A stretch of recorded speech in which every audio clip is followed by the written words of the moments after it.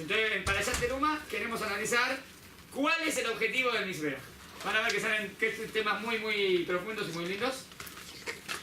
Y vamos a ver cuál es el objetivo de la clase. Primero vamos a leer los textos y planteamos las preguntas. ¿Está bien? ¿Tiene la hojita? Hay dos lugares que habla del Mizbeach al principio. Uno es en Parashat Yitro, que fue hace poquito de los 10 mandamientos, y otro en esta Perashá. Leemos los dos textos y hacemos las preguntas. ¿Está bien? ¿Están concentradas? Leemos juntos. Parashat Yitro, en Éxodo 20, 24, eso lo leímos hace 2 semanas. ¿Está bien? Parashat Yitro, donde están los 10 mandamientos.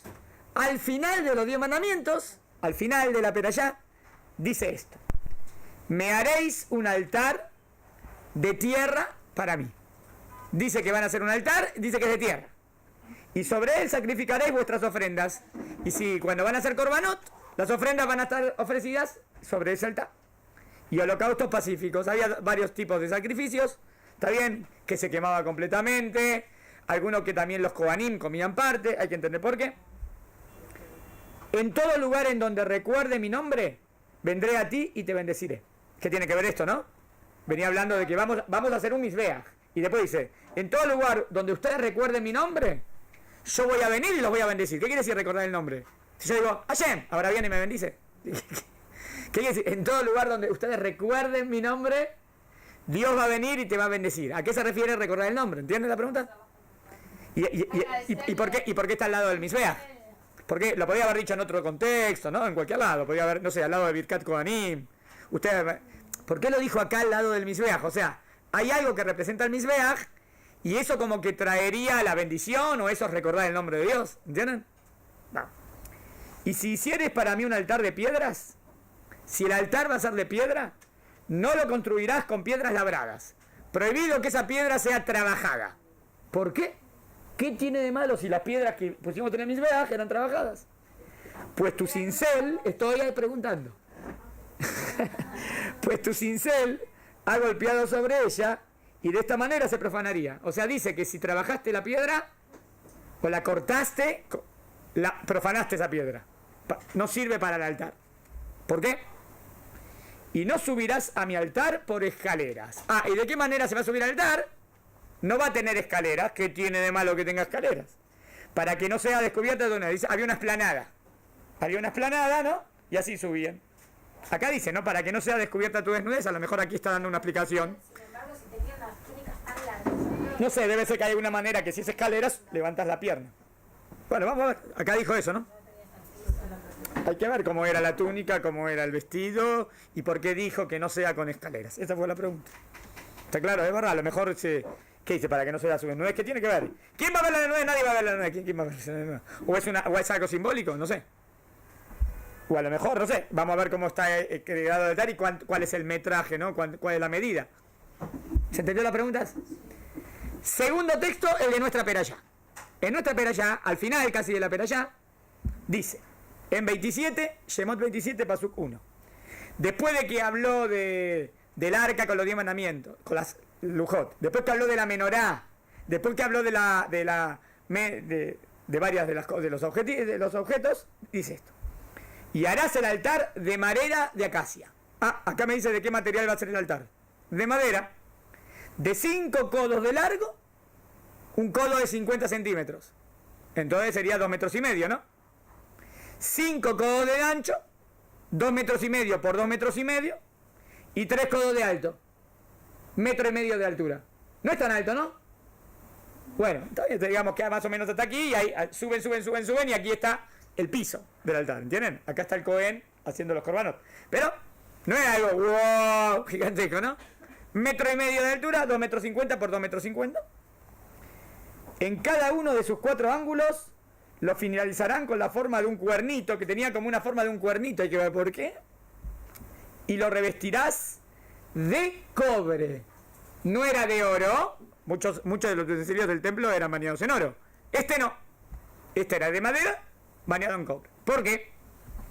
¿Se entendió las preguntas? Bueno, van a ver que van a ver que sale mucho significado profundo del Mizbeach. Bueno, preguntas a analizar, va. Primero, ¿para qué vuelve a repetir lo del Mizbeach, altar, si la parashá Titra ya lo citó. ¿Está claro? Esa es una pregunta que hay que hacer siempre.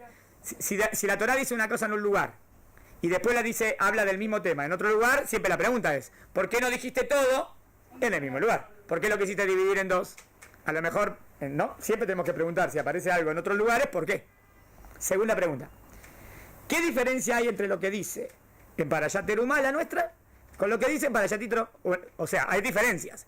¿Qué me vino a enseñar en Parashat Yitro y qué me viene a enseñar en esta? ¿Por qué cuando nos habla del altar nos dice, en todo lugar en donde recuerden mi nombre, vendré a ti a bendecirte? ¿Qué tiene esto que ver con el altar? Es la pregunta que hicimos, ¿no? Entiendo que Dios te bendiga, pero ¿qué quiere decir? Que recuerdes el nombre y por qué lo dijo en el altar. ¿Se entendió? Cuarta pregunta. Miren cómo dice cuando harás el altar. Dice, Beasita, ¿cómo se diría? Y harás un altar, ¿cómo dirían en hebreo?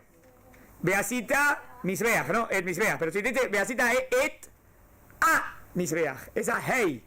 En hebreo se dice hey ayediyah. Harás él. ¿Por qué él? ¿Qué él? Harás un. No quiso decir un, quiso decir él. ¿Entienden la pregunta? ¿Por qué dice harán el altar? Como que esto hay algo muy importante en esta. Como preguntamos en el Aarón, ¿se acuerdan que en el Aarón que preguntamos? ¿Por qué decían plural? Y harán. Y ahí entendimos y explicamos ¿por qué? Acá preguntamos por qué dice harán el altar. ¿Se entendió? Hará el altar. Otra.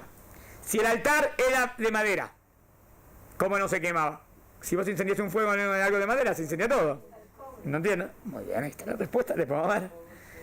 ¿Por qué los demás utensilios nos dice dónde tiene que estar cada uno? En cada utensilio dice, este lo vas a poner a la derecha, este lo vas a poner a la izquierda, este lo vas a poner en el centro. Pero con el altar no nos dice. Nosotros sabemos que dónde estaba, en el patio. Como que mirando hacia al Kodesh, el Kodesh HaKodashim. Pero es interesante que la Torá no me lo ubicó. ¿Por qué no le dio una ubicación exacta al Mizbeach? ¿Por qué no nos dice dónde está ubicado? Y última pregunta. ¿Por qué permite el Mizbeach? Bueno, esta déjela porque es más complicada. Hay una diferencia entre Mizbeach y Matzebah, pero hay que ver cuál es la diferencia. Si eran varias piedras, esta déjela. Déjala al costado, después vemos. ¿Se entendió hasta acá las preguntas? ¿Quieren agregar alguna? ¿Entendieron el objetivo de la clase cuál es? ¿Cuál es el sentido del Mizbeach? Y entender todas las preguntas que hicimos. ¿Está bien? Empezamos a contestar. Respuestas. Esperen. Antes de responder. ¿Mizbeach qué representa para ustedes? El altar a Dios. ¿Qué palabra representa eso? No, o sea, le doy tres palabras y dígame qué palabra le representa más. Conocer a Dios, amar a Dios, servir a Dios. Enseguida dijeron servir, ¿no? O sea que enseguida cuál es la asociación de idea en un altar. Lo estoy sirviendo, ¿no? O sea, como que el conocimiento de Dios, a lo mejor sería yo soy tu Dios que te saqué de Mitzrayim, los 10 mandamientos. Después, el amor a Dios también se ve en mi relación de a Él, de sentimiento. Pero el Mizbeach es acciones. O sea, el Mizbeach representa servicio. ¿Está bien hasta acá? A ver si tiene una idea. ¿Y por qué vendría después de todos los Kelim? Al final de todo vendría el Mizbeach, que ¿qué representaría? Servir a Dios, ¿no? Que es lo que Dios me quiere enseñar, ¿no? Bueno.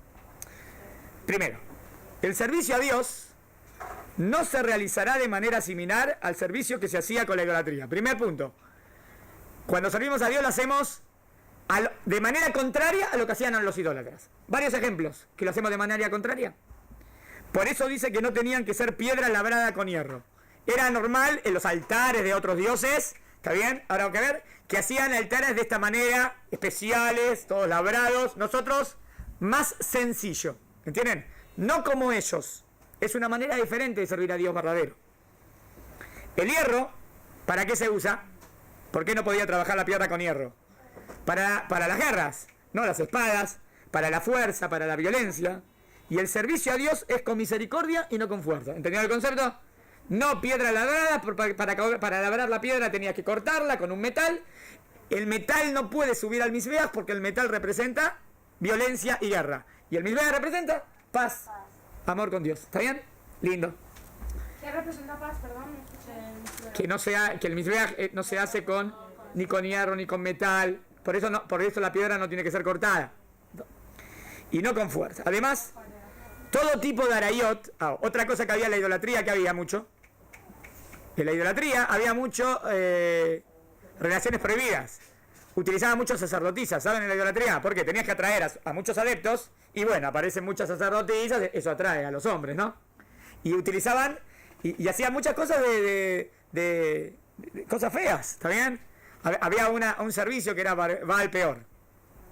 Baal Peor, ¿se acuerdan que con las mujeres de Midian, que los hombres de Israel cayeron con las mujeres de Moab?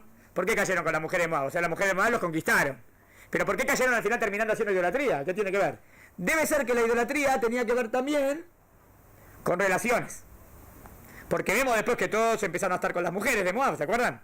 Entonces debe ser que una manera de servir a esos dioses era algo así. ¿Entendieron? Teniendo relación. Era muy feo, así. Pero eso traía mucho, claro. No por la idolatría en sí, sino porque se quieren permitir hacer cosas prohibidas. Entonces, ¿cómo es en el judaísmo? Al contrario, ¿qué dice? En la idolatría había todo tipo de arayot, obscenidades, a la manera que hacían los idólatras. Estará completamente prohibido. Es por eso que no se podía ascender al altar por escaleras, sino que debía ser mediante una rampa, por esta misma razón. ¿Está bien? Entonces, ¿por qué por la rampa? Dice el pasuk, ¿no? Para que no se vea su desnudez. Entonces entiendo que como si la persona, como que si levanta la pierna, como que se... No digo que ahí está mirando eso, sino que es una falta de respeto al misbeach, ¿entienden? Como que estás delante de un Betagneset, no va a entrar una persona desnuda en un Betagneset. Es una falta de respeto, ¿entendieron? Esa es la idea. Entonces, por eso, lo más cubierto posible y de manera que no tenía que levantar mucho la pierna. Esa sería la idea. El tzniut, se aplica el tema del recato al misbeach porque yo sirvo a Dios con recato. Se aplica al misbeach el tema de no guerra y no violencia porque yo sirvo a Dios con bondad. ¿Entendieron los dos conceptos? Cuando sube al altar. Cuando sube al altar, está bien, tenía que subir por una rampa, entonces va subiendo una rampa. No es que tiene que subir la escalera. Y antes tenían túnica, no tenían pantalones, algo. Entonces a lo mejor es como, no sé qué, la ropa interior, no sé, pero ¿entienden? Es como que se vería, es una falta de respeto. Es como que delante del tefilín se desnuda, ¿entienden? Algo así, ¿entendieron? Entonces la Torah dice, no. Y eso era típico en los... Quiero agregar algo más interesante. El Baal Peor, cuando dicen cómo era la idolatría de Baal Peor, la explicación de los Hagamim dicen que hacían sus necesidades delante de esos dioses. Es una asquerosidad, ¿no? Es una asquerosidad, pero en la idolatría hay tantas asquerosidades que no te asombrarías. Pero igual, suena extraña ese tipo de idolatría.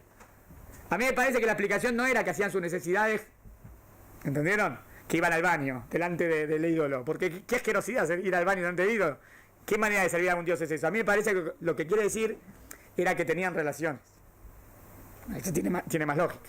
Esa idolatría de Baal Peor era que el hombre con la mujer como que tenían relaciones sexuales delante de ese dios. Era una asquerosidad. Hasta hoy en día existen cosas así, no sé si se acuerdan.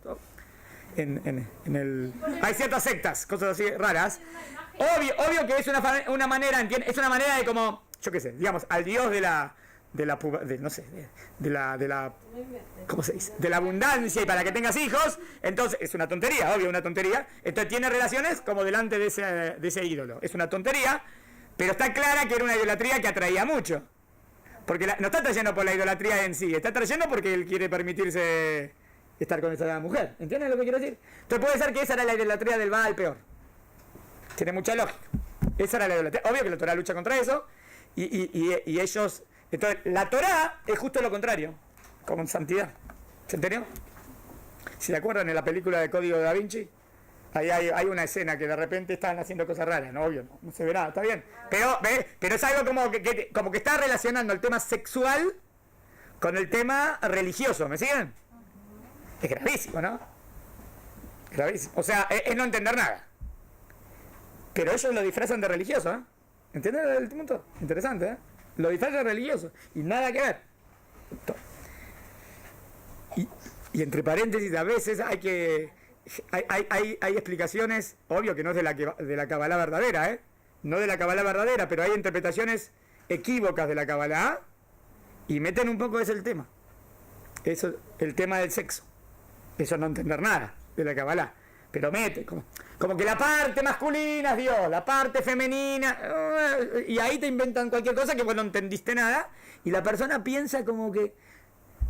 Había uno que se llamó Shabbatai Tzvi, ¿escucharon la historia de este? Era un Mashiach falso. Él dijo, yo soy el Mashiach, y casi toda la judeidad de Europa pensó que iba a ser el Mashiach. Terminó haciendo orgías. Sí, lo peor de lo peor, el peor Hilul Hashem, asquerosidad total. Shabbat Aitzvi. Y él lo permitía en nombre de la Torá. Obvio que nada que ver, obvio que la Torá va en contra de eso. Obvio que el Mashiach terminó convirtiéndose al Islam. Era un loco. Pero un loco que tenía mucha capacidad de dialectia, sabía hablar bien, parece que convencía a la gente, porque no sería muy loco que mucha gente lo siguió, ¿no? Por eso después se pusieron muy firmes en el judaísmo contra el tema del Meshihut, del Mashiach falso y otras cosas. Ese fue otro ejemplo de un Mashiach falso. Y él decía, vieron que hay una verajá a la mañana, Matir Asurim. Matir Asurim. ¿Qué es Matir Asurim? Literalmente, que vos como estabas durmiendo, como que estabas preso y ahora Baruch Hashem podés caminar. Entonces decís, Dios gracias que puedo caminar. Pero ¿cómo se puede traducir Matir Asurim? Permite Asurim. No, permite lo prohibido. Y él decía, Matir Asurim. Entonces hoy digo que hoy se puede. Cualquier cosa. Locura. ¿Ven? Bueno, hay que tener mucho cuidado con Mashiach falso, con interpretación de Kabbalah equívoca, con no decir qué masculino, femenino, ¿qué me está? ¿Me puede decir la kedushá de la acción sexual entre marido y mujer que quieren traer un hijo al mundo? Ahí sí está bien, pero no exageres, no digas, hay una acción de kedushá, es material. ¿Qué me la hablas con kedushá? No me la hueves, no me la disfraces. Estás haciendo una misma que es perurbum y lo etares, ¿no? Está bien, y está marido y mujer, y es normal, y es lo que debe ser, y así es perfecto. Pero no me digas ahora que eso tiene que ver con una santidad que mueve los cielos. No sé si escucharon esas ideas raras. Mejor que no las escuchen. Ahora las escucharon de mí. Pero entendieron que... No sé de dónde viene. ¿Está claro? Vuelvo a la nuestra. El servicio a Dios es normal, es bueno, es con kedushá, es con santidad. También está la parte de placeres materiales en esta vida de manera buena. Y eso es poner kedushá a lo correcto. Pero no cosas raras. ¿Está bien? Bueno. Entonces dice ahí, subía por una rampa. Por esa misma razón el sacerdote debía poseer ropas que cubrían todo su cuerpo. Y además debía caminar dando pasitos cortitos. Para que no deba abrir demasiado sus piernas. El altar debía ser de tierra, sencillo y sin ostentación. Otro tipo, sencillez. Aprendimos. Y sí, ¿quién sube? No hay sacerdotisas. No hay sacerdotisas. También, obvio que el hombre no tiene. Obvio, se habla más de la mujer porque la mujer representa más belleza, pero el hombre también, sí. Obvio. Sí, está bien. ¿Está bien hasta acá? Entonces, ¿qué tres parámetros aprendimos de qué manera servimos a Dios? ¿De qué manera servimos a Dios? Un punto que aprendimos, primero, misbeach significa servir a Dios. No con hierro porque representa violencia. ¿Está claro? No con la rampa para lo contrario de promiscuidad o cosas de arayot, de obscenidades. Y también con sencillez. ¿Dónde vimos la sencillez? De tierra, sencillo, de cobre, sin ostentación, no era de oro. ¿Está bien hasta acá? Bien, lindo. Ahora vamos a ver qué representa el altar. Hierro es ostentar, ¿no? No, hierro es violencia. Sigo. Todos los altares que figuran hasta este momento, todos los altares que hay hasta, estoy en Shemot 27. ¿Cuántos altares subieron hasta Shemot 20? Vamos a ver. En la Torá hubo altar. Con Abraham hizo 4 altares. Isaac hizo un altar y Jacob hizo 2 altares. En total tengo 7. Lindo, ¿eh? Entre los 3 avos tengo 7 altares. Se refiere meramente al altar, pero es interesante que los altares que hicieron Abraham y Jacob, no ves mucho, o casi nada, el tema de los sacrificios. Habría que ver si lo ves solamente al final de Jacob cuando vuelve cuando va para Misraim. Pero siempre que hacían altar, ¿no ves que dice que Abraham hizo sacrificios en el altar? No. ¿Dice que Isaac hizo sacrificios en el altar? No. O sea, ahí va. Se refiere meramente al altar sin realizar sobre él sacrificio. Ahora, esa es mi pregunta. ¿Cómo puede ser que Abraham hizo un altar si no hizo sacrificios? ¿El objetivo del altar no es hacer sacrificios? No, ese no siempre. Si Abraham hizo 4 altares y no hizo ningún sacrificio, significa que el altar tiene un objetivo por sí mismo. Y no es el sacrificio, ¿entendieron? ¿Y cuál es el objetivo de hacer un altar a Dios? Acá, eso. Es reconocer y proclamar a Dios. O sea, entiendo que el objetivo del altar es: yo creo en un Dios único. Y por eso hago este altar. Es como que si es una sinagoga o un Betagneset. En el Betagneset no hay sacrificio, ¿no? Hay un lugar donde se reza, ¿no? Eso es un altar. ¿Se entendió? Sigo. Es por eso, ahí va. ¿Por qué viene esto justo luego de los 10 mandamientos, que fue la revelación de Dios en el Sinai? ¿Por qué apareció? Fíjense que habló eso después de los 10 mandamientos, antes de que hable del Mishkan, ¿eh? ¿Por qué me habló del altar antes que hable del Mishkan? Ahí va la respuesta. Es por eso que luego de la revelación del monte Sinaí, nos habla del altar. Nos viene a enseñar que solo a Él es digno y apropiado servir. ¿Qué le parece la idea? ¿Qué aprendimos en los 10 mandamientos?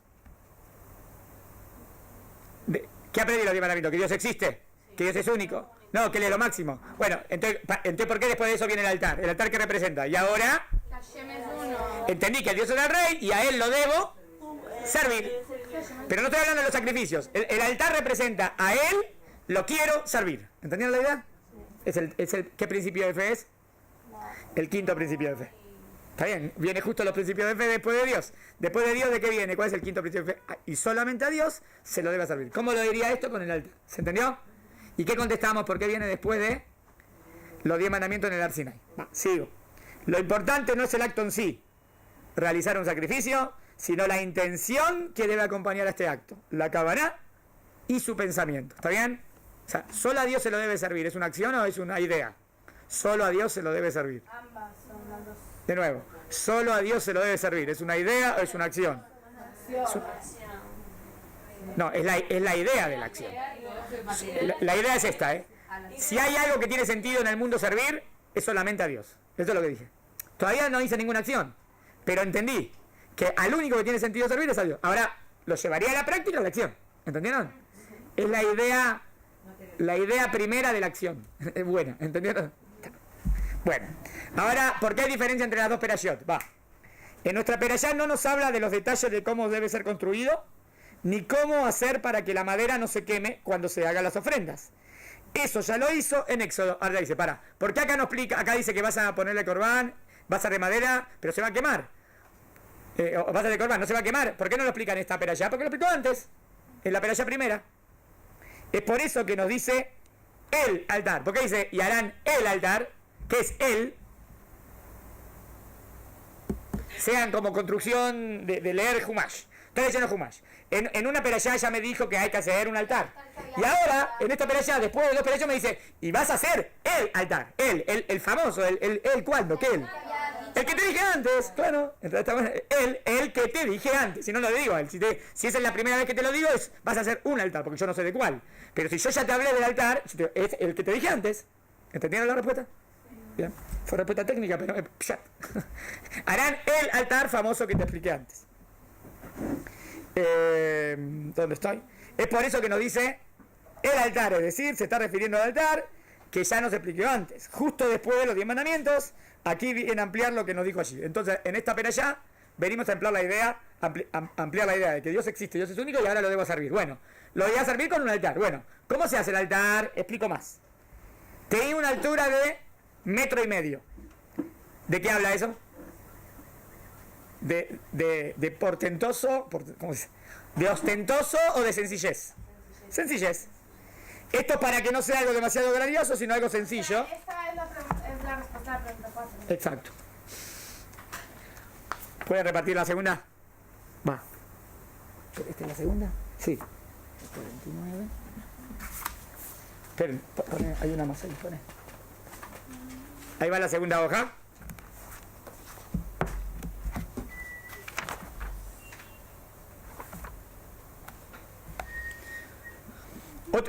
¿Qué otro punto podría agregar? Que sea de 1,5 metros y no sea de, yo qué sé, de 15 metros, de 10 metros. Para que sea a la altura de una persona. Es más, para subir, ¿menos complicado o más complicado? Menos complicado. O sea, la idea no es que sea re complicada la cuestión, ¿no? La idea es voy a servir a Dios de manera... Bueno, entonces primero sencillez. ¿Tiene la hoja? Ahí llega la hoja y sigo. Sino algo sencillo para que, voy a la hoja nueva, el sacerdote pueda servir sobre él en forma cómoda. La verdad, no es algo tan alto. Sube la planada, llega ahí, tiene 2,5 metros. No está demasiado alto que lo obligaría a subir por grandes escalones o pasos grandes en una rampa. Estaba recubierto de cobre. Muy bien, ¿por qué de cobre y no de oro? ¿Qué diferencia habría? Primero, sencillez Y segundo, para que no se queme. Para enseñarnos la simpleza del servicio a Dios y porque no se quema con el calor. El oro se derrite mucho más rápido.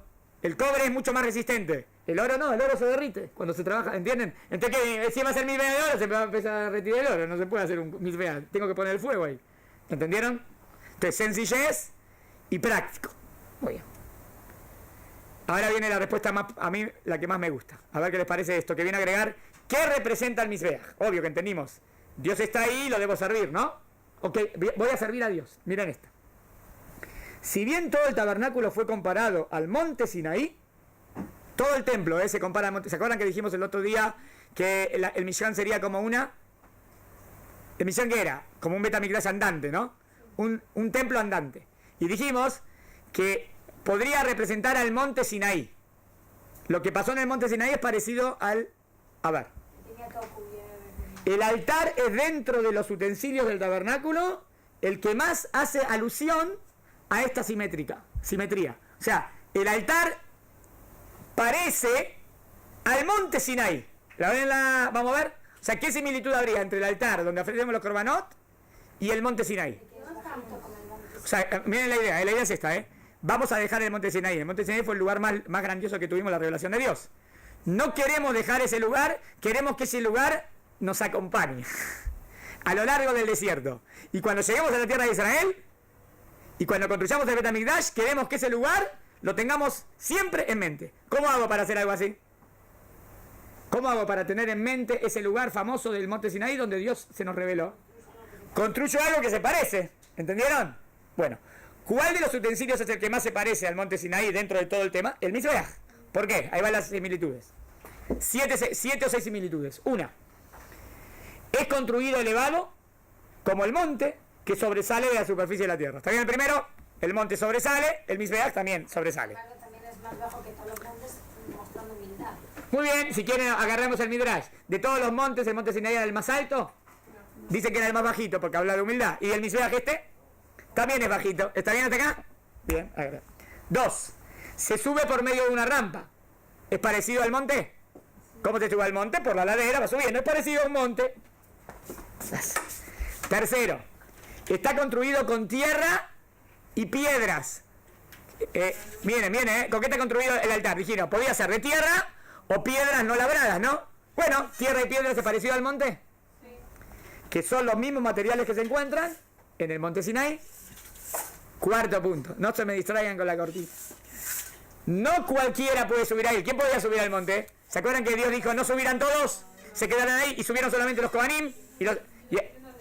Muy bien, y acá, no cualquiera puede subir a él, tal como estaba vedado el ascenso al monte Sinaí para el pueblo. Así como en el monte Sinaí subieron los Kohanim, ¿quién sube en el Mizbeach? Los Kohanim. ¿Lo ven parecido? Quinto. Y lo más categórico. Miren esto, Sobre el altar debía estar el fuego siempre encendido. ¿Sabían que no se podía apagar? El fuego siempre estaba encendido. ¿Por qué? Y bueno, para hacer los korbanot. Y no todo el tiempo hago korbanot, a la mañana y a la tarde. En 20 minutos termino, en una hora termino todos los korbanot. 20 minutos a la mañana o media hora. Tengo 24 horas. ¿Para qué tiene que estar el fuego encendido 24 horas si solamente una hora se hace, no sé, el oficio de los korbanot o una hora y media, no sé cuánto?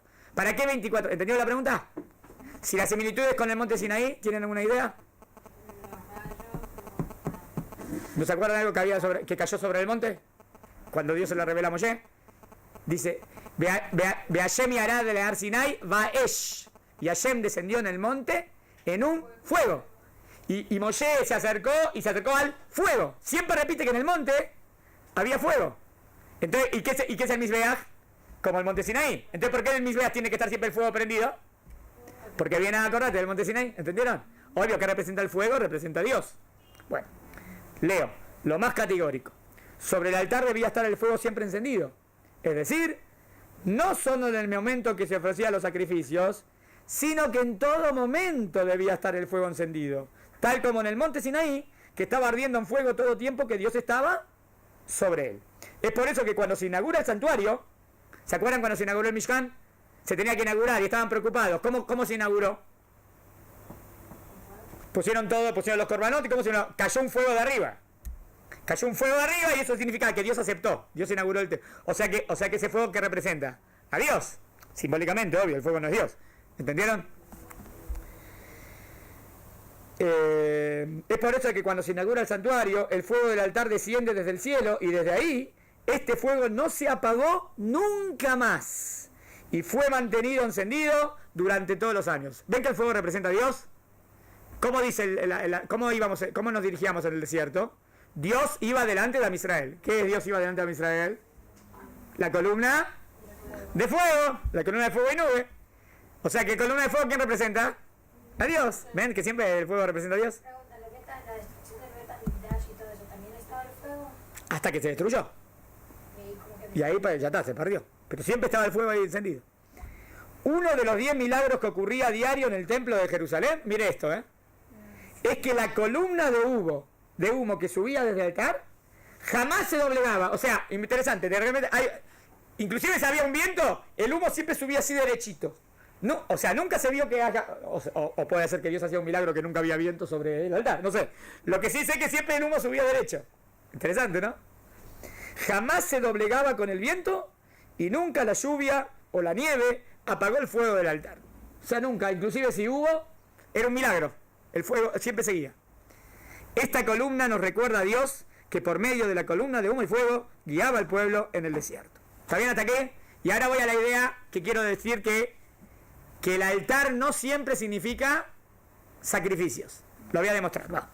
En todo el Tanaj hay varias veces que se construyen altares, pero no necesariamente para hacer ofrendas sobre ellos. Por ejemplo, encontramos que tanto Abraham, Isaac y Jacob construyeron altares, pero no ofrecieron sobre ellos nada.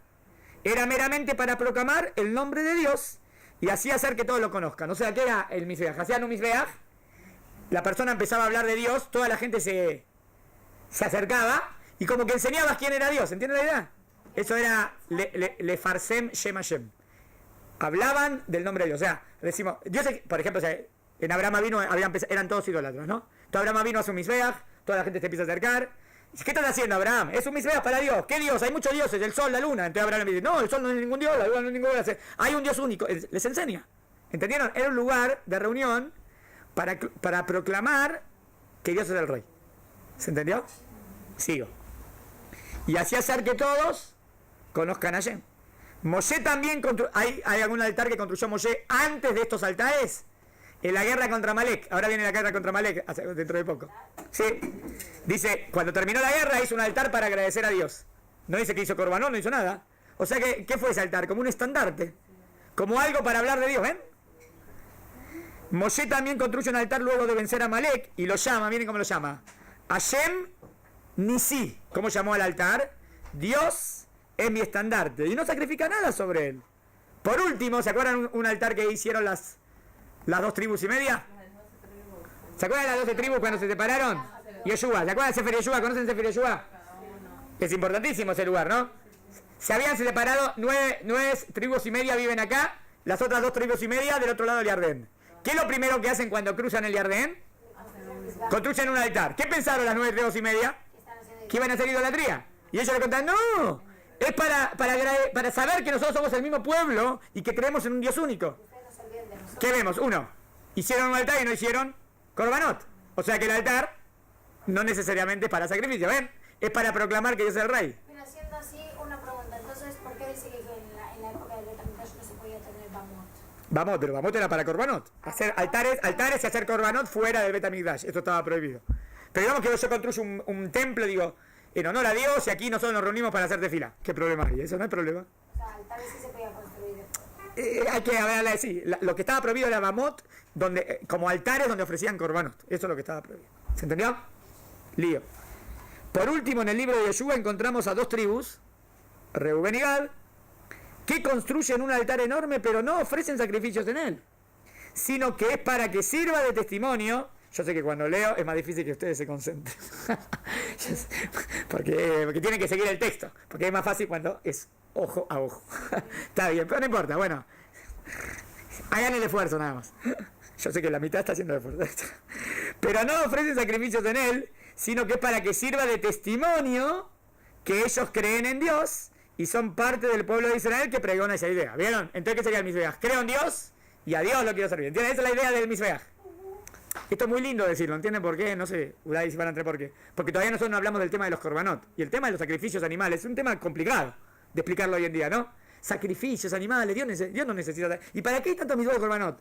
Yo quiero enseñarles que primero el tema central del mizbeach no es korbanot necesariamente. ¿Ven? En resumen, el altar no solo es utensilio que se utiliza para hacer sobre las ofrendas, sino que representa algo más que en la época de los patriarcas era para proclamar a Dios, y en el tabernáculo era para representar la presencia divina. ¿Cómo se representaba la presencia divina? Tal como ocurrió en el monte Sinaí, cómo se sentía la presencia divina, el fuego que estaba en el monte. Y en el altar, el fuego que siempre estaba encendido en el altar. Es como que siempre estoy delante de Dios. ¿Entendieron? El altar es el testimonio de fe del hombre que proclama que el Eterno es el único Dios y que solo a Él se debe servir. O sea que tengo dos principios de fe, ¿no? ¿Qué principio de fe tendría en el altar? Dios existe y por ende a Él lo debo servir. Es el tema de la vida, ¿no? Es por eso, miren esto, qué lindo, que los profetas a menudo se quejaban ante el pueblo. ¿De qué se quejaban, y lo instaban a que dejen de traer ofrendas al altar? De repente tenés unos peraquín rarísimos, ¿no? Que le dicen, no me traigan más korbanot, los odio. ¿Cómo Dios va a decir que odia los korbanot si Dios es el que obligó que traigamos korbanot? ¿Entendés la pregunta? Dios quiere que traigamos korbanot si hay más de 100 mitzvot de korbanot, es que quiere. Entonces, como Dios dice, Sananavsh, mi alma odia a estos korbanot que están trayendo. Porque prefiere que uno vaya y sirva y le agradezca. Y entonces, pero hay una misma de traer korbanot, tengo que traer korbanot. Sí, pero es que como que están dando solo enfocarse en una mitzvah. Cuando están enfocándose en otra cosa. En otra cosa y dice ya la idolatría y es lo que Hashem no quiere. O sea, hay un tipo de korbanot que sí no serviría para nada. Y que Dios diría, ¿sabes qué? No me traigas nada. A ver, ¿se les ocurre un ejemplo? Deme un ejemplo. No, si el korban de Hatat es una misma. No, pero es una misma. No, deme un ejemplo que Dios odiaría que yo actúe así. Otra vez, como una situación que... Un ejemplo, que un yudí traería un korban y Dios dice, oh, no lo quiero. ¿Entienden mi ejemplo? Pregunto algo que va en contra aparentemente de la misma. Segundo Beit Hamikdash, estaban haciendo la... ¿De qué manera? Deme un ejemplo de qué manera traigo el korban para que Dios lo deteste. Estaban haciendo el korban y después decían, sí, Hatat y Pashat. Hatat y después sigo haciendo lo mismo. ¿Qué querías decir? ¿Qué dijiste? ¿Qué dijiste, Sara? Que si no se hace con Teshuvah completo. Pero digamos que yo no hago, digamos que yo ahora no hago el korban con Teshuvah completa, pero hice mi pequeño esfuerzo. ¿También Dios lo detesta? Me parece que no. Para que Dios lo deteste tiene que ser así. Miren, explíqueme, lo voy a explicar. Hago todo tipo de pecados, todo tipo de transgresiones. Y después vengo y digo, Dios, mira, te traigo el korban, toma, ahora sigo haciendo lo que quiero. Dios dice, no entendiste nada. Yo lo que quiero es que vos te portes bien y vos pensás que vos haces cualquier pecado y me traes un korban como una coima, como un soborno. Si entendés que el korban es así, no entendiste nada. Eso sí que lo odio, ¿entendieron? Esa es la respuesta que soluciona los Besukim del Tanaj, que a veces contradicen los korbanot. Porque no puede ser que Dios contradiga los korbanot porque Dios dijo que hay que ordenar. ¿Entienden? Porque algunos traen esos Besukim para decir, ves que Dios no quiere korbanot y Dios no quiere nunca más korbanot. Entonces, pero hay más de 100 mitzvot, no te entiendo. ¿Hay una contradicción? Sí. O sea, hay en cierta manera, y hay que ver qué representaba el korban, pero puede haber una posibilidad que el korban sí no sirva para nada. Que yo soy un ladrón, robo, mato, y por ejemplo, le doy un ejemplo práctico, Digamos que hay un tipo de la mafia que Hasbe Jalila, que sea judío, y viene en el Bet Knesset a Yom Kippur, en el día de perdón, y trae una donación de $1.000.000. ¡Oh! Si es de la mafia, Hasbe Jalila, no quiero ese $1.000.000 que es dinero sucio, dinero asqueroso. Dios diría, ¿no? Sería un ejemplo como hacer un pecado y traer un korban. Ese korban no sirve de nada. ¿Entendieron el ejemplo? Obvio, no hay ningún judío de la mafia, dije un ejemplo. Quise decir, si una persona malvada hace cosas muy malvadas y piensa que haciendo un korban va a quedar limpio, no. Primero que haga teshuvah, obvio. ¿Se entendió? Creo que explicamos. Eso quiero decir que los profetas se quejaban de esa manera de hacer el sacrificio. ¿Sí? Puede también llevar esto al korbanot que hizo Caín, ¿no? Muy bien, sí. ¿Se acuerdan que Caín dijo korbanot ayer, no? Y Dios no lo aceptó. Que Caín hizo korbanot ayer y Hashem no lo aceptó. Pará, quiero resumirla, la idea. ¿Por qué Hashem no aceptó el korban de Caín? Primero Dios no le había pedido que nada. Y viene Caín y tuvo una bendición, muchos frutos en el campo. Y le quedaron los frutos, los de última, ¿no? podridos ahí. Dice, ¿sabes qué? Se lo voy a llevar a Dios. Dice Dios, ¿sabes qué, Caín? No quiero nada, ¿qué me traes? ¿Yo te pedí? No me traigas esto. Si vos querés como reconocer que todo viene de Dios, no me vas a traer los frutos de última. ¿Qué hizo Abel? Llevó los primerizos, los mejores animalitos. ¿Entendieron la diferencia? Sí. ¿Puedo decir Ahora, algo? decía algo. Y también es como Yom Kippur, ya mucha gente como que peca todo el año. Dice, ay, no me acuerdo lo que hice. Bueno, Hashem, perdón por todo lo que hice. Seguramente vas a perdonar. Termina Yom Kippur y empiezan a pecar otra vez. Bueno, si Si algo te llevó así y después enseguida empieza a pecar de nuevo igual, no dice nada. ¿Qué día del perdón fue? ¿No pedí perdón? Obvio. Pero si de verdad, pequé muchas cosas y de verdad trato de hacer teshuvá y de verdad intento, después caigo. No, ahí sí, bueno, Dios ve la intención. Sabe que de a poco, bueno, pero te mejorá. Pero no voy a decir que Dios lo desprecia. Pero para que diga que Dios lo desprecia, tiene que ser algo grave, ¿entendieron? ¿Se entendió? Bueno, sigo. Pues el altar no es algo meramente técnico. No se trata de traer un sacrificio y así satisfacer la sed de los dioses. Que así pensaban en la idolatría. Pensaban que le daban cosas a los dioses. Sino que si este acto está divorciado de la intención y el sentimiento profundo que antes mencionamos, entonces el acto de quemar una ofrenda sobre el altar es algo pagano que debe ser evitado. ¿Se entendió? Última, y terminé, chiquitito. Y terminé y les cuento un cuentito. Pasen esa.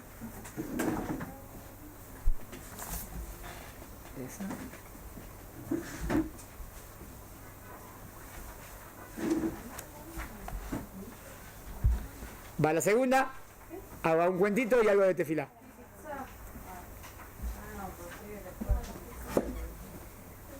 Vale. ¿Qué debería de...? Entonces, si en los altares lo principal no son los sacrificios, pero ¿qué debería representar en la ofrenda? ¿Qué debería representar? Ahí va. La ofrenda debe ser la que demuestra en los hechos que este individuo proclama al Eterno por sobre toda la creación. O sea, el tema central sería, reconozco que Hashem es el Rey, lo más importante. Y está dispuesto a servirlo. ¿Y a quién quiero servir? A Él. Eso representa el altar. Primera y principalmente, cuidando y cumpliendo sus preceptos. ¿Y qué es lo que Dios quiere de mí antes que todo? ¿Qué es lo que Dios quiere de mí? Que haga su voluntad. Porque hacer su voluntad me mejora como ser humano, ¿no? Y mejora el mundo. Perfecto.